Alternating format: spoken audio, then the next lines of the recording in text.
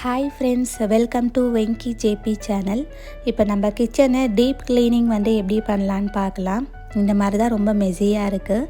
Kitchen எப்படி சுத்தமாக clean பண்ணி வைக்கலான்னு பார்க்கலாம். கவுண்டர் டாப்பை தான் ஃபுல்லாக நம்ம க்ளீன் பண்ண போகிறோம். எப்படி க்ளீன் பண்ணி ஃபுல்லாக நம்ம செட் பண்ணலான்னு பார்க்கலாம். ஃபஸ்ட்டு நான் ஃபுல்லாகவே டீப் க்ளீன் பண்ண போகிறேன். அதுக்கு எல்லாமே எடுத்துக்கிறேன். ஃபஸ்ட்டு க்ளீன் பண்ணுறதுக்கு ஃபஸ்ட்டு நான் கேஸ் ஸ்டவ் எல்லாமே ரிமூவ் பண்ணிவிட்டு கேஸ் ஸ்டவ் எல்லாமே க்ளீன் பண்ணிக்கலாம். எப்போதுமே கிச்சனை க்ளீன் பண்ணாவே அது நமக்கு பெரிய டாஸ்க்கு தான். ஏன்னா க்ளீன் பண்ணிவிட்டு நம்ம உள்ளார என்ட்ரி ஆகும்போது நமக்கு ரொம்ப ரிலாக்ஸாக இருக்கும். ஃபுல்லாக நம்ம இப்போ டீப் க்ளீன் பண்ணுறது எப்படின்னு பார்க்கலாம். நான் ஃபஸ்ட்டு கிச்சன் கவுண்டர் டாப்பில் ஃபுல்லாக மேலே இருக்கிறது எல்லாமே கீழே எடுத்து வச்சிடுறேன். ஃபஸ்ட்டு கேஸ் ஸ்டவ்வை ஊற வச்சு நல்லா துடைச்சிடலாம். எப்போதுமே கேஸ் ஸ்டவ் ஃபுல்லாக தண்ணி ஊற்றி நான் துடைக்க மாட்டேன். ஆனால் டீப் க்ளீன் பண்ணும்போது மட்டும் தண்ணி ஊற்றி நல்லா வாஷ் பண்ணிவிட்டு அதை வெயிலில் காய வச்சு எடுத்துக்குவேன். அப்போ தான் அதோட பின்னாடி பர்னர்லாம் இருக்கும் இல்லையா, ஈரப்பதெல்லாம் போயிட்டு நமக்கு நல்லா காஞ்சி இருக்கும். நீங்களும் மறக்காமல் கேஸ் ஸ்டவ் ஃபுல்லாக நீங்கள் வாஷ் பண்ணும்போது தண்ணி ஊற்றி வாஷ் பண்ணும்போது ஒரு டைம் வெயிலில் காய வச்சுருங்க. நார்மலாக நம்ம துடைச்சி எடுக்கும்போது அப்படி பண்ணுன்ற அவசியம் இல்லை. ஸோ இப்போ பார்த்திங்கன்னா நாங்கள் கவுண்டர் டாப்பில் விம் போட்டு வாஷ் பண்ணிக்கிறேன். கேஸ் ஸ்டவ்வும் விம் போட்டு தான் வாஷ் பண்ணுவேன். இப்போ நான் கிளினிக்கு யூஸ் பண்ணிகிட்ருக்க ப்ரஷ் பார்த்திங்கன்னா மீஷோவில் தான் வாங்கினேன். இதில் கம்பி நார் வரும், நமக்கு ஹேண்டில் பிளாஸ்டிக்கில் வரும். பட் நமக்கு க்ளீன் பண்ணுறதுக்கு ரொம்ப யூஸ்ஃபுல்லாக இருக்கும். வேணால் ட்ரை பண்ணி பாருங்கள், லிங்க் டிஸ்கிரிப்ஷனில் கொடுக்குறேன். ஏன்னா நார்மலாக நம்ம கம்பி நார் அதெல்லாம் வச்சு வாஷ் பண்ணும்போது கை ரொம்ப வலிக்கும். ஏன்னா இது வச்சு வாஷ் பண்ணும்போது கொஞ்சம் ஈஸியாக இருக்கும். ஸோ கேஸ் ஸ்டவ் நல்லா டீப் க்ளீன் பண்ணிக்கிறேன். இது எல்லாமே நல்லா டீப் க்ளீன் பண்ணிவிட்டு ஃபஸ்ட் நம்ம வாஷ் பண்ணி எடுத்துக்கலாம். நான் கேஸ் ஸ்டவ்வில் வர பர்னரை எப்போதும் விம் ஜெல்லும் ஈனோ இருக்கும் இல்லையா, 5 ரூபாய்க்கு விற்கும்ல, அந்த ஈனோ வச்சு தான் நான் வாஷ் பண்ணுவேன். ஃபஸ்ட்டு ஒரு நாள் நைட்டு ஊற வச்சுருவேன்.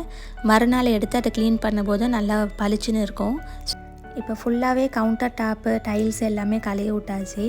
இப்போ அதை நல்லா காயட்டும். இப்போ நம்ம ஆயில் ஸ்டோர் பண்ணி வைப்போம் இல்லையா, அந்த டப்பாவில் ஒரு பிளாஸ்டிக் கவர் இருந்துச்சு, வேஸ்ட்டு கவர். அதை டப்பாவில் வச்சுட்டு ஆயில் வச்சுக்கலாம். இந்த ஆயில் பாட்டில் எல்லாமே நான் வீட்டு பக்கத்தில் இருக்கிற கடையில் தான் வாங்கினேன். நல்லா இருக்குது குவாலிட்டி. நான் ஒரு 4 இயர்ஸாக இதை யூஸ் பண்ணிகிட்ருக்கேன். ஸோ ஆயில் டப்பாவை தொடச்சிட்டு நான் ஸ்டோர் பண்ணி வச்சுக்கிறேன்.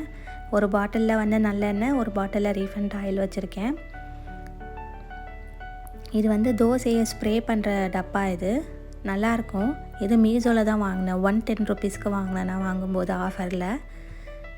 ஆயில் ஸ்ப்ரே பண்ணி யூஸ் பண்ணிக்கும்போது நல்லாயிருக்கும். ஸ்பூன் எல்லாம் இந்த கிளாஸ் டம்ளரில் வச்சுக்கிட்டேன். அடுத்தது கத்திரிக்கோல் எல்லாமே இதில் வச்சுருக்கேன்.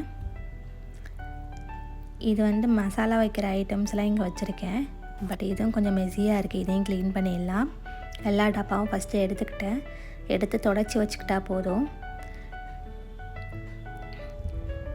ஸோ எல்லாமே தொடச்சி டீப் க்ளீன் பண்ணிடலாம்.